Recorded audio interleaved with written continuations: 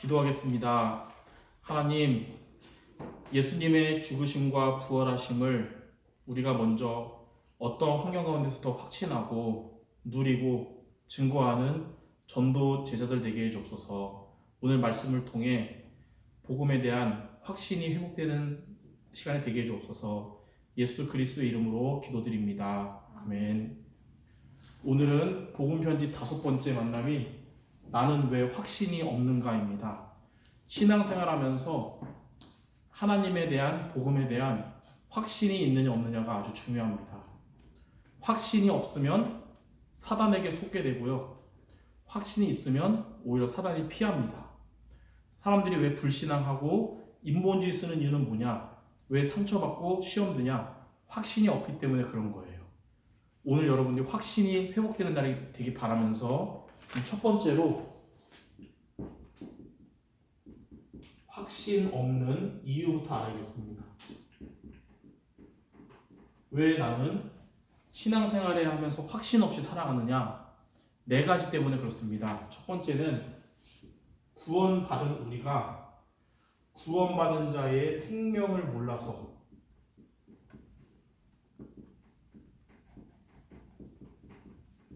생명을 모르기 때문에 확신이 없는 거예요.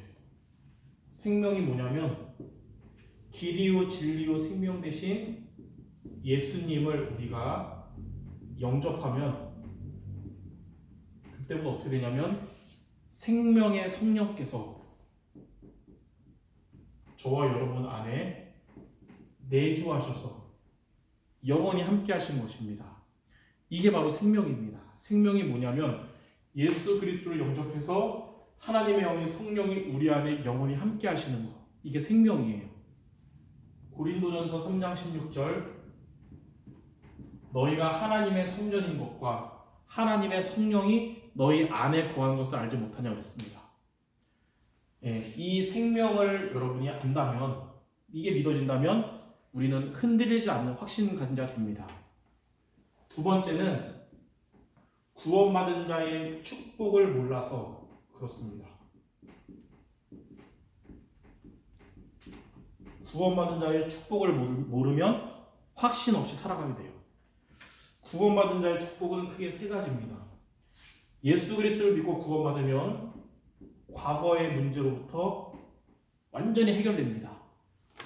과거에 있던 원죄, 그리고 자범죄, 조상의 죄에서 완전히 해방됩니다.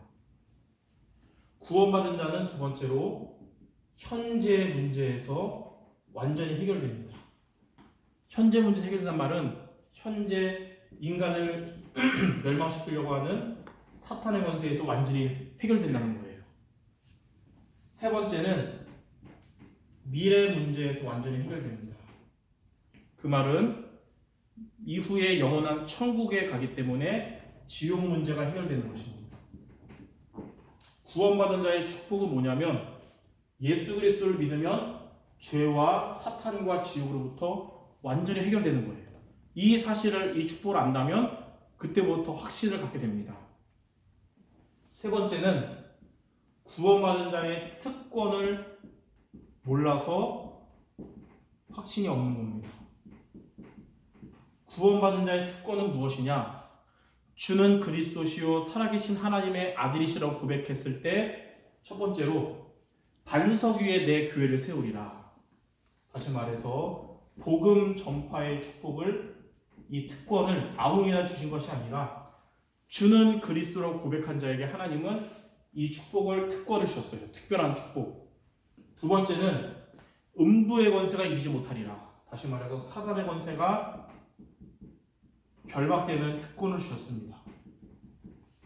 세 번째는 땅에서 매면 하늘에서도 매이고 땅에서 풀면 하늘에서도 풀리리라. 기도 응답의 특권을 주셨습니다.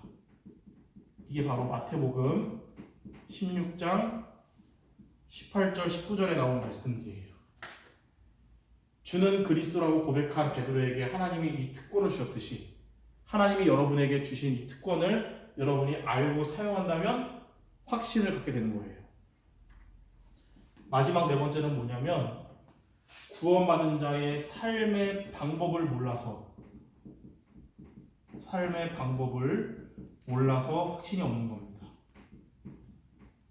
불신자는 자의든 타의든 마귀의 인도를 받지만 구원받은 우리의 삶의 방법은 성령 인도를 받는 것입니다. 우리가 성령 인도를 받으면 확신을 갖게 됩니다. 성령 인도는 뭐냐면 크게 세 가지예요. 첫 번째로는 갈라디아 2장 20절.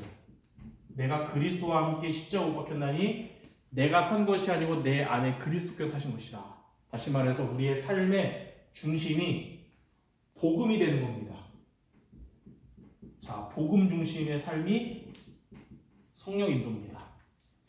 두 번째는 사도행전 16장 13절. 바울이 아시아로 가는 문이 막혔을 때 머리 쓴 게 아니라 하나님께 기도했어요. 인도받게 달라고. 그리고 빌립보에 갔을 때도 어떻게 전도할까 인본주의 쓴 게 아니라 기도처를 찾아서 하나님께 인도받도록 기도했습니다. 성령 인도는 뭐냐면 우리의 삶의 우선이 기도가 우선되는 것. 이게 성령 인도입니다. 세 번째는 사도행전 1장 8절에 오직 성령이 임하시면 땅까지 증인될 것이다. 삶의 전부가 복음 전파, 전도가 되는 것입니다. 우리가 건강해야 될 이유, 우리가 학교 가거나 직장생활 가야 될 이유, 복음 전파 때문입니다. 이 세 가지가 바로 성령 인도예요. 이렇게 우리가 살아갈 때 여러분의 불신앙도 인본주의도 다 무너지고 확신 갖게 될 줄 믿습니다. 그럼 두 번째로 저와 여러분이 항상 가질 5가지 확신이 있습니다. 우리는 이 5가지에 대한 흔들리지 않는 확신 가질 때 사단이 우리를 속이는 게 아니고 오히려 사단이 떠나가는, 싸우지 않고 승리하게 될 겁니다. 첫 번째는 우리는 항상 구원의 확신을 가져야 됩니다. 구원의 확신. 요한복음 1장 12절. 예수 그리스도를 영접한 우리는 하나님의 자녀가 됐고요.